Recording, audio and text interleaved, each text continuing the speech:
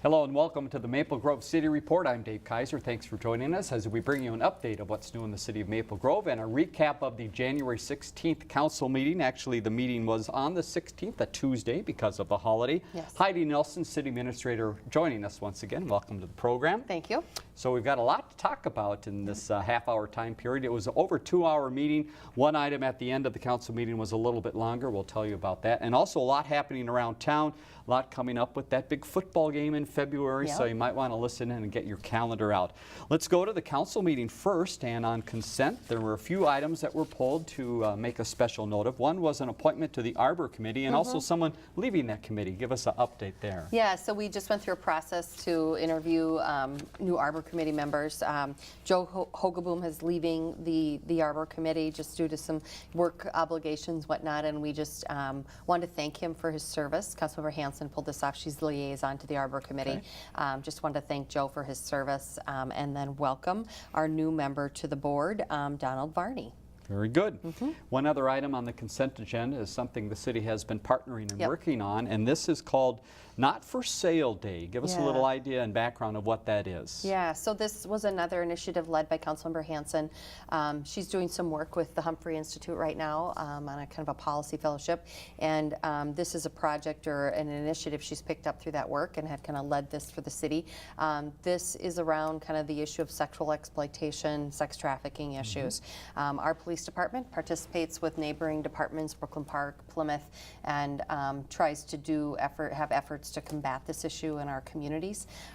We know it's an issue in every community around the metro area and throughout the state, and so there's a concerted effort to try to combat that. And I think this proclamation was really to try to bring some awareness to this issue and have people understand that these things are happening in every community, and we need to be aware, and then just supportive of the efforts to try to combat that activity in our towns. And that special day is coming up on February 15th, so I'm sure you can go on the internet and find out more about that Not for Sale Day.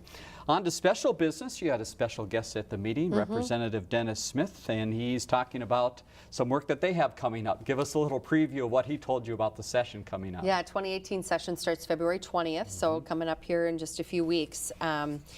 Governor put out his bonding bill yesterday, pretty big bonding bill, and so I think everybody's kind of claiming their position now on that and how big the bonding bill ought to be. But our top priority, I think, for the session, of course, is the completion of 610 and getting some improvements down on 94. Representative Smith will be carrying that bill, and that is one of his top priorities for the session as well. In addition to that, we are looking for some bonding dollars to expand the North Metro Law Enforcement Training Facility. We have about 26 agencies that use that facility up there. It's right off of 89th, near the Public Works facility, Forest View.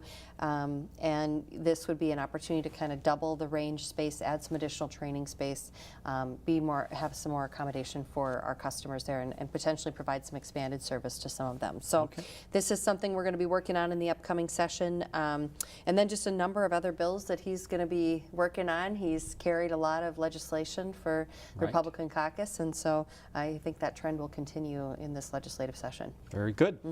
Next item was a nice special event that takes us back to some warm days of summer, right? And National Night Out. Tell us a little bit about the recognition for the city and a couple special people involved in that. Yeah, so Chief Werner and Todd Strigi were there to present the trophy that was awarded to the City Council. This is the first place ranking in our population category, so it's the 50,000 to 100,000 size cities that we compete in. And this is the National Association of Town Watch that makes this award. Great. So a lot of recognition for the effort that goes into the National Night Out event here. They do a great job, and the level of involvement in the community has been really tremendous and continues to grow. So kudos to the police department, and particularly for Todd and his efforts in pulling all this together. Very good. Congratulations to them, and get your party planned for next year already. Be thinking about that.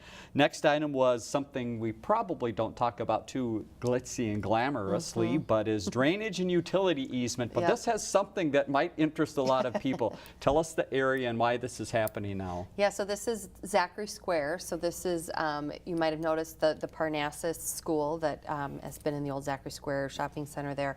That has undergone a pretty significant renovation and Right. expansion. I think they're going to be finishing that up here, kind of putting the final touches on it in the coming months. But there's also a couple little commercial buildings right out along Zachary, just kind of south and west of the roundabout there. Okay. The first tenant in there is going to be a Dunkin' Donuts, so that may be of interest to Yes, folks. They I have pretty think good so. coffee, so it Along answers 610, right? along Perfect. 610, pop off, get a coffee and a donut, and continue your travels. Or for folks that are dropping their kids off at Parnassus Right. in the morning, it'll be a nice addition. So looking forward to having this one there. But this was just a vacation of a drainage utility easement, and then it just dedicates a new one that reflects how the development has occurred up there. All right. And speaking of development, we have a couple items to touch on that we've talked about before, but they're moving through the process here. One is the Fernbrook Fields. Tell us about that process and where we are now and what happened at the meeting on the 16th. Yeah, so the park board at their meeting earlier here in January reviewed the design contracts for the Fernbrook Field project and pre-construction services, and recommended that the council adopt these or authorize these contracts. So we'll be moving forward with design for the Fernbrook Field project up there north of the high school. This is that turf field complex up there. Right now it's kind of depends on whether it ends up being 3 fields or 4 fields is yet to be seen, and that'll come through the design process in terms of what efficiencies we can get on the site, that kind of a thing. So this kicks off the design process. There will be a couple more decision points certainly before this project would move forward as it comes through the schematic and then design development process, and then before construction were to begin, there'd have to be a final decision made on moving the project forward and the funding and whatnot. Very so good. this is a step in the process. Is there a target date that we're looking at to have those fields potentially up for use? I know the demand is there. Yeah, it is. So this design process would take us through kind of early summer. The notion would be that they could begin construction in August if everything fell into place with design, and then potentially the fields could be ready kind of early summer of 2019. Very good. Another item we've talked a lot about is the Arbor Lakes Business Park, and again in community development they brought it up. This is the next step of that process. Where are we now? Yeah, so this is kind of the final, there's one more step on the tax increment piece, but this is the development stage plan and final plat and rezoning for the Arbor Lakes Business Park. And so this is for the 2 buildings on the east side of the project, kind of south of Elm Creek, up along Revere there on the east side. First building would be the Illume headquarters. Right. So that building's a little bit bigger than the next building to the south, which is at this point basically kind of speculative type space. They don't have a tenant identified, but Illume is on board to coming up and occupying that first full building. So this is kind of their last approvals in the land use piece, and then we'll talk a little bit later during the EDA. We talked about the tax increment financing plan for the area. Very good. So that project moving ahead. Another that is moving ahead and is new that we haven't talked about before is Maple Grove Self-Storage. So this is a spot in town that people might not know there's land there, but there is a little land. Where might it be and what is the plan? Yeah, so this is a concept stage plan, kind of the first step in the process for a self-storage facility. It's just north of 494, I'm sorry, north of Bass Lake Road, just east of 494, north on Sycamore there. So just kind of in that Bass Lake Road 494 corridor. Got it. It's tucked in between an extended stay hotel and there's a medical clinic back in there. It's kind of a flag lot at the end of a little service road there. And you're right, if you didn't know that there was a lot there that could be developed, you probably wouldn't notice it. So a little kind of tucked back in there, but it will have some visibility from 494. Some concern with the architecture as it was presented. Typically at a concept stage, sometimes we don't even see the architecture of a building at this point. It's really more about land use and about the use of that site for that kind of a structure. But of course, what always comes into play is, well, what does it look like, right? So this one, we gave them some feedback that we'd like to see them kind of fine-tune the architecture. We want to see a little bit more on the landscaping plan, that kind of thing. All of those things would come through a development stage plan. But I think in general, the council is supportive of that use on the site. All right, very good. So something new to keep your eye on. Another one that we've talked about before that's moving along through the process is Park 81. This is along County 81, kind of a budding Osseo. Give us a little update on that. And people know the site in the past as the Spancrete site. So what's happening there? Yeah, so this is another project. Duke is doing this project up there. They're proposing to do kind of a heavier type industrial type buildings. So 3 pretty significant buildings, about 875,000 square feet all total. So pretty significant project. But basically they'd be clearing the site of the current, the current concrete use that has been there for many years, right? And then constructing these new buildings. And so again, different product than what we're seeing in the Arbor Lakes Business Park. That's a higher finish, higher percentage of office, different kind of user. This is really more kind of that heavier industrial type use, but another important component of our business community. So this one right off of County Road 81 there would clean up that site and kind of give it a new face. We are still dealing with some of the issues about access up there with that access on County Road 81. So working through that with the county on County Road 81. There's also railroad tracks that serve that site right south of County Road 81 there, a BNSF line. So the developer's been working with BN about that, crossing that railroad. And there would be the opportunity for users of those buildings to gain access to rail there if that were something that were important to them. So the developer's leaving that door open as well. So this was concept stage. We'll see this one come back at development stage. We're going to need to have, to do an environmental assessment worksheet on this one. Just the size of the site causes kind of the first step of environmental review. And then when they come back, we'll have more answers about kind of that County Road 81 access. Very good. So a lot going there. So we'll keep you up to date on that. Let's move down to the village at Arbor Lakes. Again, the 4th corner of that intersection. And there's been a little juggling of where things might be. Give us the latest of what was presented at the council meeting on the 16th. Yeah, so this was really about kind of the southern half, that commercial site. And the main driver of this was some changes to where the hotels would be located. In the previous plan, they kind of straddled that north-south road on the south commercial side. This plan would have those hotels shifted to the east side of that road. And the concept is kind of a two hotels with a shared common area, 2 Marriott flags, so residents in Fairfield, and then they'd have a shared common area, registration, pool, those kinds of things.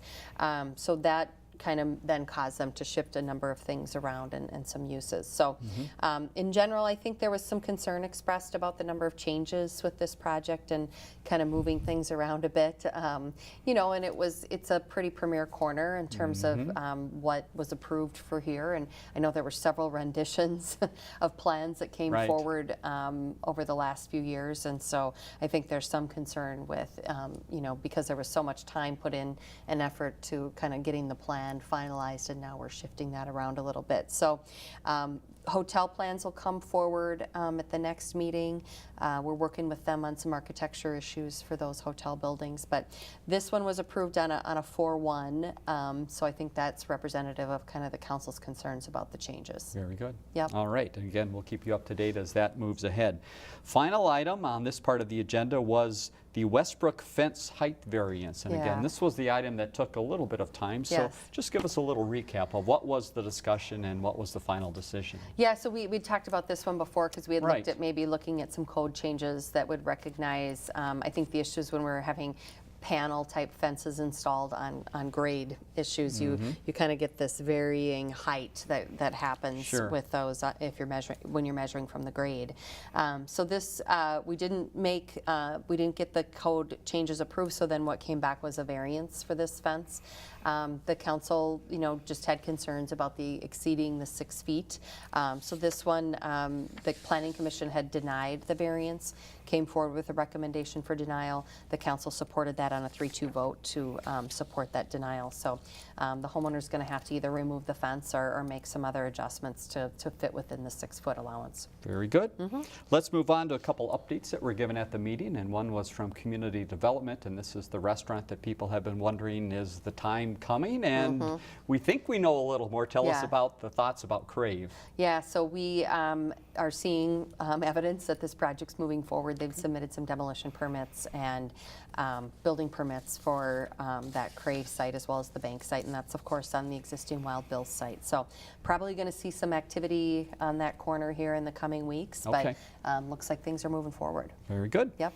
And to your update and a few items you touched on. One is another business that's been in town for a long time getting a little update and having a event to mark that is Cub. Tell us Yes. about Cub's work inside. Yeah, so they've been doing some remodeling, renovation of the store. They did a little bit on the exterior as well. You kind of notice the banner out there is Right. red now. So they are having just kind of a ribbon cutting, grand reopening this coming Thursday afternoon at 4 p.m. I know they're going to have a lot of things going on in the store, so if you're interested, stop on by. But yeah, nice to see that reinvestment happening in that store that's been here in the community for many years. I was in there the other day, and one of the new things is popcorn. So Oh, you go in and it smells I've like heard that. popcorn in the store, in Yeah. the grocery store. Chief Warner reported the same thing at Very the good. All directors right. meeting this morning. Two of us have Yes, confirmed. And legislative breakfast. So Yeah. there's, again, a lot of legislative activity. Tell us what this one is coming Yeah, up. so this is Municipal Legislative Commission. This is made up of kind of the larger suburbs in the metro area, have an organization that represent the issues that are of concern to the larger suburbs. So this is the breakfast. It'll be at the Plymouth Creek Center Friday morning, the 19th at 7:30.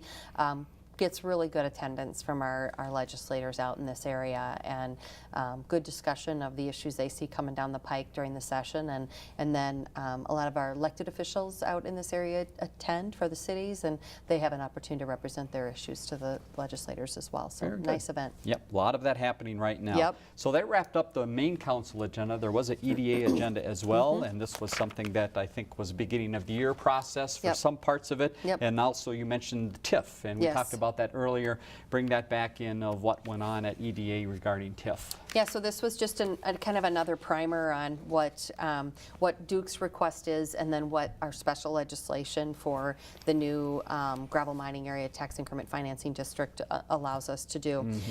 So this will come to a public hearing at the EDA City Council February 5th at our next meeting. So this was just an opportunity. Our Economic Development Manager, Carrie Willey, just presented the information to the council. There's a couple of issues at hand here. One is there's some time gates with this TIF district, this special legislation that we have to Okay. meet. So we have to establish the district by 2020, and then with that we have 8 years to do projects to get kind of the special percentage of increment. So we have to be kind of thoughtful about when we trigger this, and Sure. and when we think development might kind of really start rolling out here. So that's kind of one of the decisions that'll be at hand. And then our recommendation with regard to the Duke project is that increment would be provided for the first building, where we have kind of the corporate headquarters for Illume slated. Our policy states that we won't do tax increment for speculative projects purely.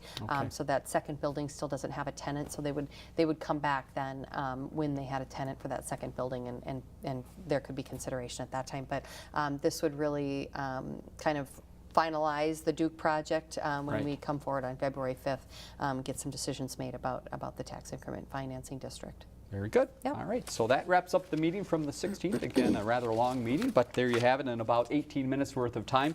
Let's hop to some other things happening around the city at this point, and there's some great news for the city of Maple Grove and some recognition for your wellness program. Tell us Yeah. about an article that's coming up. Yep, so this is our Fit for Life wellness program at the city, and it was featured in the January issue of the Maple Grove magazine. We've had a lot of recognition for our wellness program in the last couple of years, and our HR department, Anne-Marie Shanley, and her staff do a great job with this program. We have a really pretty high percentage of participation amongst our staff. Staff can do things to kind of take care of their health and wellness, and they can earn vacation days for that. So it's kind of a win-win program. very nice. And we do different programs throughout the year to support employee wellness. So congratulations to them on their continued success with this program. Here's an opportunity to join the staff potentially at Maple Grove and be a part of that great That's fitness right. program. That's Let's talk about an opening you have at the Yeah. city. So we have a combination plans examiner building inspector position. This is due to the retirement of Denny Rambo. Many people in the community may know Denny. Denny's been with the city for many, many years in our building division. So we're happy for Denny, sad for us that he's going to be leaving. We are going to be able to bring him back kind of on a part-time basis. Para has a program that allows us to do that and take advantage of kind of his sage advice and experience to kind of help those that are coming on board, as well as help us shave the peak in building permit activity that certainly happens during the summer months. So that position is open through the close of business on January 22nd. Okay. And information available on our website. Very good. Also information on the website about this next item, a commission opening, actually a couple openings there. Tell us which commission. So this is the Lake Quality Commission. These are for 2 openings that serve at large. So the individual doesn't need to live on a city lake. They just need to have some interest and experience in the issues of water quality. So this is a 12-member commission. They serve 3-year terms, and they serve, of course, in an advisory capacity to the City Council. So applications are open through this Friday, January 19th, and that information is also available on our website. All right. Part of our process here in the Maple Grove Report is not just to give you city information, but also things happening in the city. And there is another group in the city that's doing some hard work right now, Superintendent Search for the school district. So give us a little update of when people can maybe get a little more information, get involved. Yeah, so Kate McGuire, of course, is retiring here at the end of this school year for Osseo Schools as superintendent. So the school district is going through a search process for a new superintendent, and they've got quite a bit of kind of public forum, public input scheduled as part of that process. There's going to be a meeting January 18th, so that's coming up quick here at Maple Grove Senior High, 6:30 p.m. check-in, 7 o'clock meeting, and then January 24th at the Osseo Senior High School, same times. Information is available on the district website for all of these meetings. There's online surveys that you can partake in, and then there's other resources that different opportunities to get involved. So, and I think doesn't matter if your kids attend Maple Grove or if you're more, you can go to either one. So encourage people to get out and provide their input. Definitely. All right, there's that big game coming up in early February, and the city of Maple Grove has talked about how to have some of the fun out in Maple Grove, and you found a way here. So tell us a little bit about Wonders of Winter and what's going on. Yeah, so the Thursday night, I think it's February 1, prior to the big game weekend, there's going to be a youth football combine up at the Dome. So this is for folks that are involved with youth football, youth that are involved with that or have an interest in that, doesn't have to be currently involved. You can go on our website. No fee to participate, but we do want you to register so we kind of know how many people are coming, and this is being led by the football associations in town. Very nice. So that's a fun evening event on Thursday. We have on Saturday, we have the Wonders of Winter event from 11 to 3 over at Central Park. All kinds of great things going on. Of course, the skating loop will be open.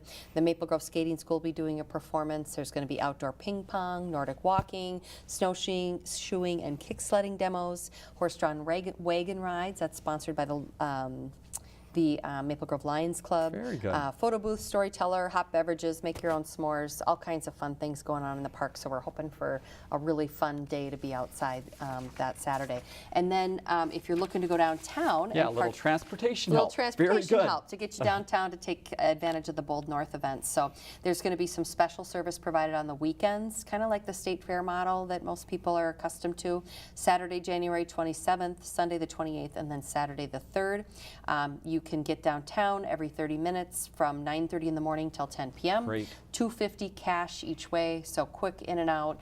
Don't have to worry about driving. Don't have to worry about parking. Can take advantage of everything at down on Nicollet Mall as well as at the convention center. Smart idea. Yep. So that's a fun one. And then there's going to be some additional weekday bus service provided on the January 31, February 2, and February 3. Just some more afternoon routes in and later evening routes back. Also some earlier outs. So if you're working downtown and you want to get out of there before the activity picks up, you can get out of there a little bit earlier too. So all that information is available on our website, but we really encourage people to check this out. It's a great opportunity to kind of be part of the bigger events downtown. You bet. Yeah, very important for Maple Grove residents. It's not just for the people that will be coming to town and filling your hotels. This is for all the residents to come and enjoy. Everybody in the Northwest Metro. It's just going to be a neat opportunity to get downtown and not have to worry so much about how you're going to do it. What a fun event. All right. If you are a youngster out there and you like to write, we've got an opportunity for you. Let's talk about the Mayor for a Day essay contest. How do we get involved? Well, actually, it already happened. Oh, rats. Okay, next year. But the good news is we had a couple kids from Maple Grove that were selected as essay contest winners. Good. Yes. So we're going to be recognizing them coming up here. I'm not sure exactly how we're doing this yet, but it's going to be coming in the next few weeks. But the question was, if you were mayor for a day, what would you do to show people that local government governments are good places to work. And so we had a 5th grader and a 4th grader from Maple Grove that were recognized for their entry. Congratulations to We're them. really happy they participated, and we'll be doing some recognition for that in the coming weeks. All right, and Yep. again, comes up again next Yes. year. All right, here's one that comes up right now, and you should be thinking about this, even though the contest deadline is quite a ways away. Yep. The photo contest. Why should we get our cameras out now? Well, we'd love to get pictures of either outdoor activities in the winter or nature in the winter, and we every year we get a lot of great pictures. So we just want to encourage people to think about that as they're out and about, particularly maybe if they're out doing the Wonders of Winter event. Yes, of course. Snap some pics and submit them with the June 1 contest. All right, and it is all online, so great ways to do that. You can find out more at the city's website. You mentioned skating. Let's Yep. talk ice a little bit in the city of Maple Grove. How's the ice doing these days? I would have to guess pretty good. Really well. Yeah. Yeah. In fact, now we're going to be heading into the it's like, feast or famine. Yes, it's that's either right. 10 below or 40 above. We Right. can't quite stay in the 20s. So we have our outdoor ice rinks that are open. All that information's available on our websites, warming houses, that kind of thing. All right. Yep. Indoor market. We've got another date coming up for you, so get your calendar out. It is Yep. Thursday, February 1st from 3 to 6 p.m. Where is it? And I think this will have some little extra fun tied with the big game as well. Yeah, so this is Thursday, February 1, 3 to 6 inside the community center. Yep. Live music, fun, festive atmosphere, and you can pick up some goodies for your big game celebrations. And then all kind of the regular vendors will be back with sort of the winter products as well. All right, 2 final items to touch on here. One will get you a little bit cold, we're afraid, but it's for a good cause. The It is. Polar Plunge. What are people doing on February 3rd? Yeah, jumping in Fish Lake, Why which not? seems a little bit crazy, Yes. but they do it every year, so they're used to it. So this, kind of another fun element of the big game weekend. that's is right. This is happening over on Fish Lake, and it's a really fun event. If you've never been out to watch crazy people jump in the lake, in Yeah. a frozen lake, it'd be something to do. So all of the information is available on plungeminnesota.org, plungemn.org, and you can donate. Our police department is very involved with this Right. event. Chief Warner jumps along with a lot of the other police department staff. So Those fun day. daring people. And again, Yes. it all goes to help Minnesota Special Olympics, so a great cause behind it. Final event, this is another way to get involved and help those in the community. This is the Mobile Pack event. Tell us about that coming up the end of February. Yeah, so this is the event that is held up at Egan Companies in Champlin, right off 169 there. They donate the use of their big warehouse there to come in. I've gone last couple of years. It's a really nice event. February 21 through 25. And you can go, if you just go on to the Feed My Starving Children website, you can sign up. They look for both folks that are interested in donating to the event, but also for putting teams together to go up and do that mobile pack. So great event here in the Northwest Metro. You can do it as an individual, or if you've got your Yeah. business or organization, challenge everybody to get together and join a team and help out with that great cause. Heidi, thank you very much for You're the welcome. information. Thank you. That is it for the January 16th meeting. Let's give you the date of the next meeting. It is Monday, February 5th, 7:30 at the Government Center. Website in the middle of the screen. We mentioned a lot that's on the website, so go there to find out more. And again, via response line 533-1710. Questions or comments for the program, please do give us a call. For Heidi Nelson, I'm Dave Kaiser. Thanks for joining us on the Maple Grove City Report.